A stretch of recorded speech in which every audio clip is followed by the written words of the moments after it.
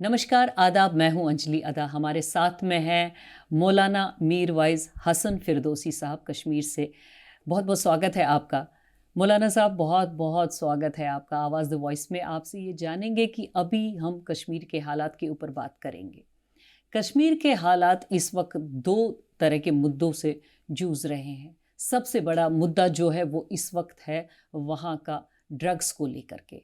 इसमें यूथ्स, इसमें वुमेन भी अब इन्वॉल्व हो गई हैं। और दूसरा मुद्दा है डोमेस्टिक वायलेंस का, क्योंकि आपका ताल्लुक जो है डायरेक्ट लोगों के साथ है, डायरेक्ट लोगों के साथ इन्वॉल्वमेंट है।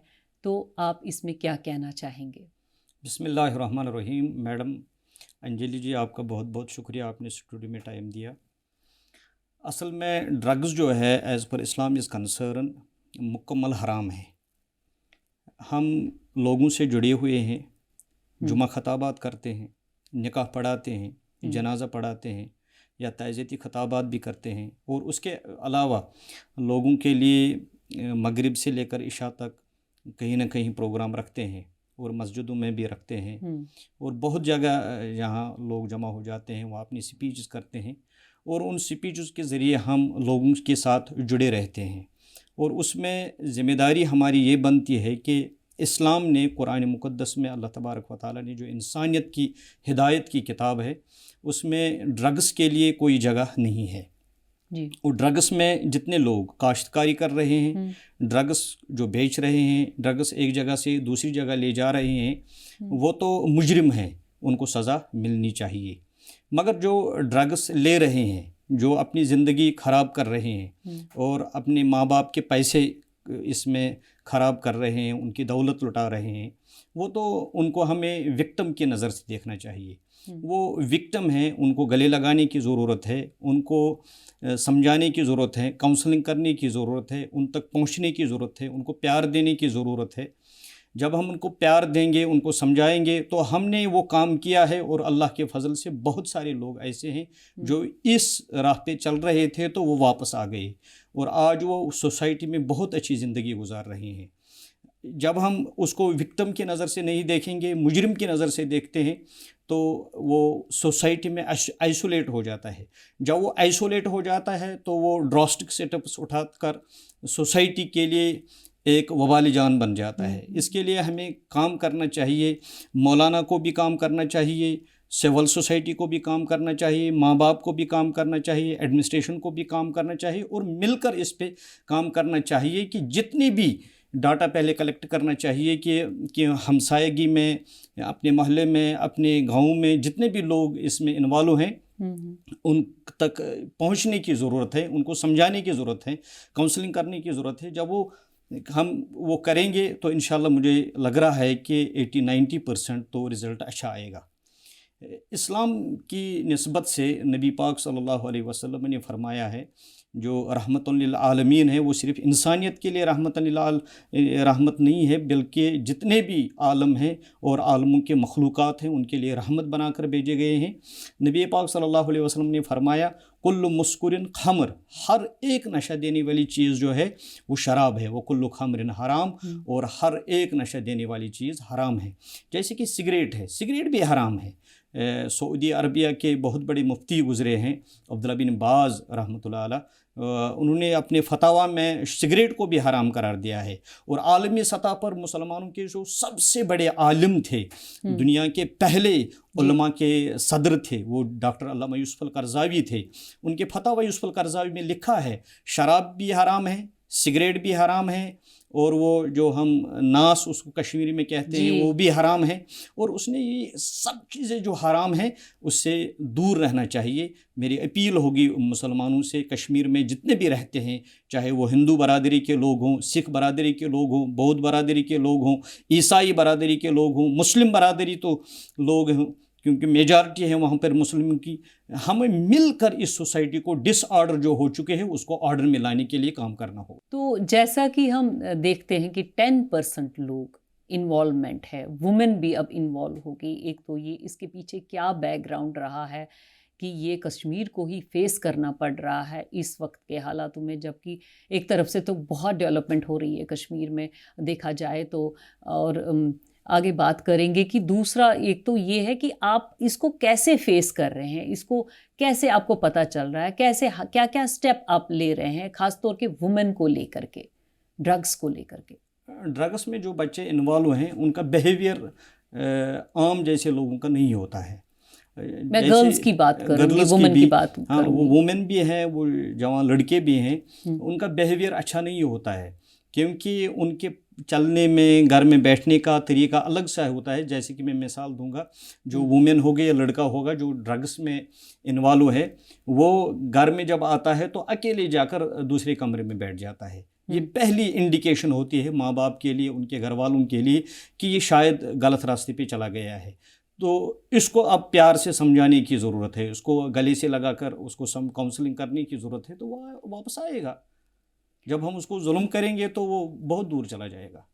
تو اس کے پیچھے کیا وجہ ہے، کیوں ہو رہا ہے بار بار یہ، دیکھیے کیوں پھیل رہا ہے؟ دیکھیے اس میں بہت سارے لوگ ایسے ہیں جو پیسے کماتے ہیں. ہر ایک کو تو چاہیے ہی چاہیے پیسے، تو ایزی منی جو ملتا ہے اس کو بیچنے میں گمراہ کرتے ہیں، لوگوں کو ڈس آرڈر کرتے ہیں، سوسائٹی کو بچانے کی ضرورت ہے.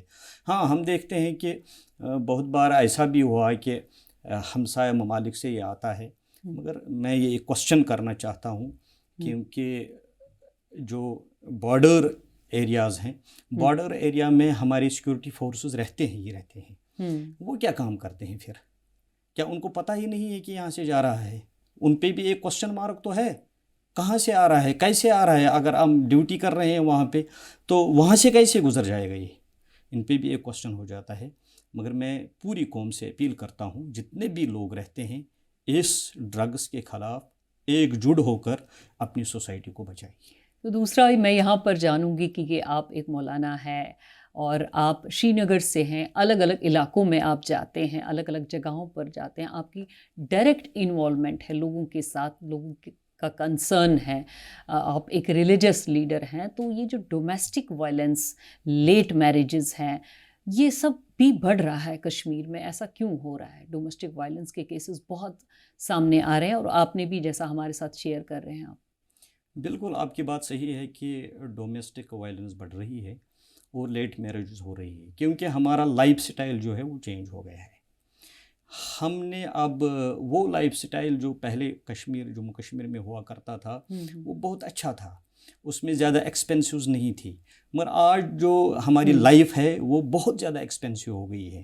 جب کوئی لڑکے کو شادی کرنے کے لیے راضی کرتا ہے کہ اب آپ کی شادی ہوگی تو لڑکی والے بہت زیادہ ڈیمانڈ کرتے ہیں کہ مہر اتنا ہونا چاہیے کیونکہ لائف سٹائل چینج ہو گیا ہے.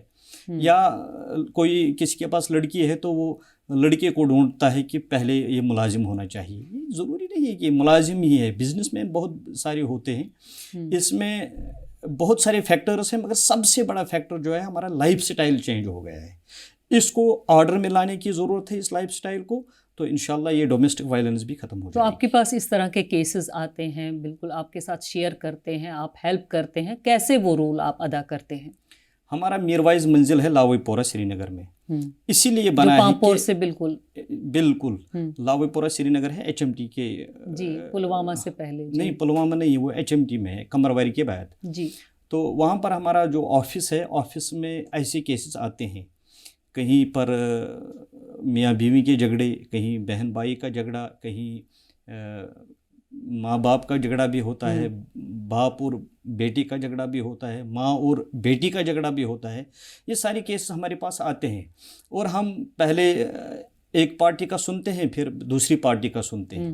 جب ہمیں لگتا ہے کہ کوئی ریکنسلیشن کی گنجائش ہے تو ہم پھر دونوں کو لاتے ہیں اور ان کو سمجھانے کی کوشش کرتے ہیں، اور اللہ کے فضل سے بہت سارے کیس ایسے ہیں کہ جن میں ہم کامیاب ہو گئے کہ ڈومیسٹک وائلنس ہے ان کو باور. تو کیا فائنینشیل مطلب اس میں رول زیادہ ہے؟ جو آج کل آپ نے لائف سٹائل کہا کہ موبائل بھی ہونا چاہیے، پہناوا بھی ویسا ہونا چاہیے، ورکنگ بھی ویسا ہونا چاہیے، دکھاوا بھی ویسا ہونا چاہیے.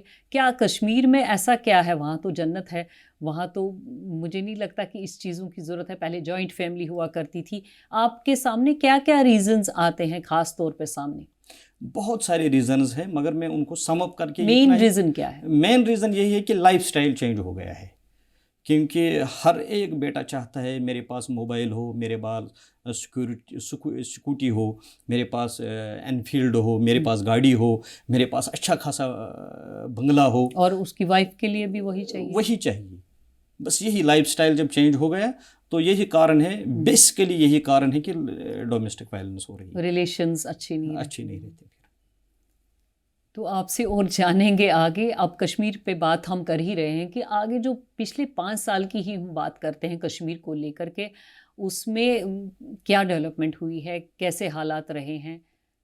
دیکھیے حالات کے بارے میں، کیونکہ کشمیر جو ہے دنیا میں ایسا علاقہ ہے جس میں ہم نے 37 سال بھی دیکھے ہیں اور 78 سال بھی دیکھے ہیں. عمومی طور 78 سال دیکھے ہیں اور خصوصی طور 37 سال دیکھے ہیں. جی. یہ دیکھنے کے بعد ہمیں لگ رہا ہے کہ زیادہ لوگوں کے دل جیتنے کی ضرورت ہے. سڑک ہو نہ ہو، بجلی ہو نہ ہو، مگر جب دل مطمئن ہو، جب میں شام کو گھر پہنچوں تو رات کو اچھی طرح آرام کروں یا دن کو اچھی طرح رہوں، تو جب دل مطمئن ہو تو ڈیولپمنٹ خود بخود آ جاتی ہیں. دلی جو ہے ہمارے دلوں کو جیتنے کی کوشش کرے. پچھلے 5 سالوں سے آپ کو کیا ڈیولپمنٹ، کیا شانتی لگ رہی ہے وہاں کی؟ اس طرح تو لگ رہا ہے کہ پتھر بازی نہیں ہو رہی ہے اور کچھ چیزیں نہیں ہو رہی ہے، مگر میں پھر بھی یہی کہوں گا کہ دل ابھی بہت دلی سے دور ہیں. کشمیریوں کے دل جو ہیں ابھی بہت دور ہیں دلی سے، کیونکہ ان کو دل جیتنے کی ضرورت ہے. جب ہم دل جیتیں گے تو خود بخود سب چیزیں آسان اور اچھی ہو جائیں گی. تو کیا کرتے ہیں اس دل کو جیتنے کے لیے آپ؟ کیا میں کرتا ہاں، جتنے بھی ریلیجیس اسکالرس ہیں وہاں پہ محبت بانٹتے ہیں اور لوگوں کو پیار دیتے ہیں، گلے لگاتے ہیں. اگر کوئی بھکاری آتا ہے، اگر اس کو ہم یہاں سے ڈانٹیں گے تو اس کے دل میں کیا ہوگا ہمارے لیے. اگر ہم اس کو اچھی طرح پیار سے کہیں گے، بھائی میرے پاس بھی نہیں ہے آپ کے دینے کے لیے، تو جب ہم اچھے اخلاق سے، اچھے پیار سے اس کے ساتھ بات کریں گے تو وہ پیار سے واپس جائے گا، مگر ہمارے لیے بد دعا نہیں کرے گا. جی. آگے تو میں حال ہی میں ابھی بات کروں گی کہ وہاں پر اب ٹرین، آپ نے کہا دلی دور نہیں ہے، دلی کی دوری تو ختم ہو گئی ہے، ٹرین شروع ہو گئی ہے وندے بھارت. تو اس سے کشمیر کے لوگوں کو کتنا بڑا فائدہ اور کیا آپ کو لگتا ہے؟ اکنامکلی تو فائدہ ہوگا جی، اس میں دو رائے نہیں ہے، مگر جو آپ کہہ رہی ہیں کہ دلی اب بہت نزدیک ہے، جی، میں دلوں کی بات کر رہا ہوں. جی جی جی. میں زمین کی بات نہیں کر رہا ہوں. زمین بھلے ہی نزدیک آ جائے مگر دل نزدیک آنی چاہیے، پیار نزدیک آنی چاہیے، محبت. آپ تو کشمیری ہیں، ہم بھی کشمیری ہیں. پھر بھی جو ہم نے سوچا بھی نہیں تھا کہ ٹرین آ گئی. 2 کشمیری یہاں بیٹھے ہیں، کیوں ممکن ہوا؟ پرسوں ہم آ گئے تھے جہاز کے ذریعے تو سفر آسان ہو گیا. ٹرین سے بھی سفر آسان ہوگا. سفر ہی نہیں، جتنی بھی چیزیں ہم کو چاہیے وہ منگوانا آسان ہو جائے گا، کشمیر پہنچنا آسان ہو جائے گا. اکنامکلی ہم انشاءاللہ مضبوط ہو جائیں گے، ترقی ہو جائے گی انشاءاللہ. اور سب لوگ جٹ جائیں گے نا. اصل دلوں کو جوڑنے کی ضرورت ہے، یہ بھی چاہیے، میں اسے انکار نہیں کروں گا، یہ بھی چاہیے. ٹرینز کے ساتھ ہم جڑے، دلی سری نگر جو کہ کبھی نہیں سوچا، یہ نہیں سوچا تھا. سنگلدان تو دنیا کا سب سے بڑا برج بنا ہے، جو ٹرین برج ہے، بہت اچھی بات ہے. مگر میں پھر بھی کہوں گا، تیسری بار میں یہ بات کروں گا کہ ہم کو دلوں کو جوڑنے کی ضرورت ہے. بہت اچھا لگا آپ سے بات چیت کرتے ہوئے. بہت شکریہ. بہت شکریہ. بہت نمسکار.